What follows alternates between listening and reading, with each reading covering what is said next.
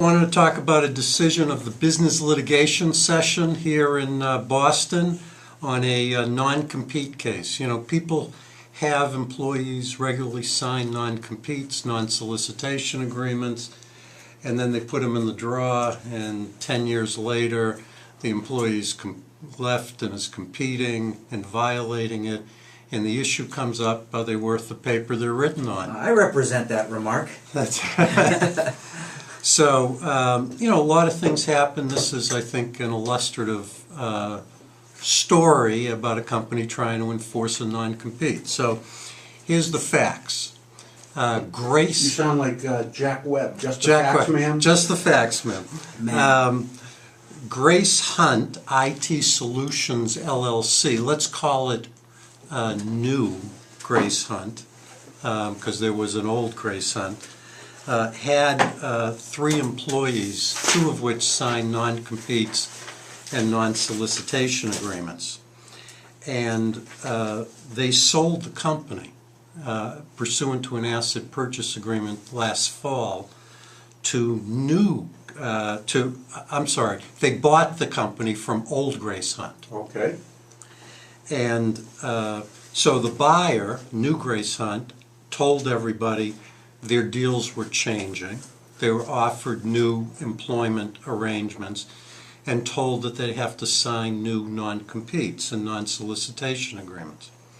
So the 3 employees who were the individual defendants in the case signed the offer letters but refused or declined to sign the non-competes. 2 of the 3 had signed old non-competes with old Grace Hunt.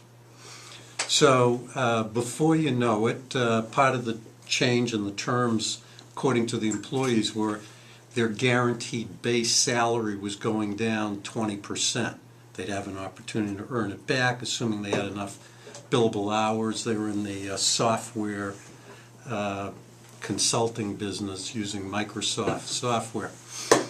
So but they didn't have that guaranteed base salary at the same level. So within 3 months, they all leave. And they go to work for a company called SIS Software. A direct competitor, I'm sure. A direct competitor. So there's all sorts of disputes about whether when they started contacting customers. You know, you're supposed to not solicit customers while you're on the payroll of an employer. Makes sense, right? Your duty is to that employer as long as you're being paid. So there's a little issue around that, but clearly afterwards they started competing. So by the end of December, they're with SIS. By January 6th, New Grace Hunt sues each of the 3 employees plus SIS.